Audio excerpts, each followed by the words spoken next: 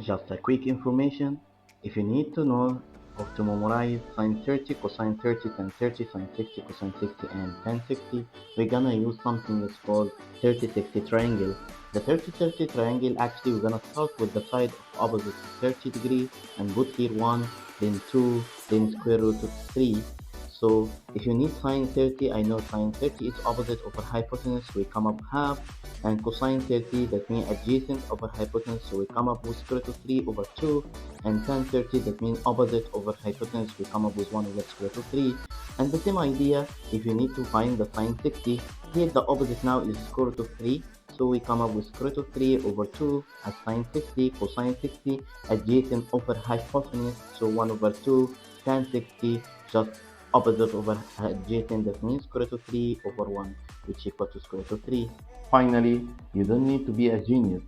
just think differently.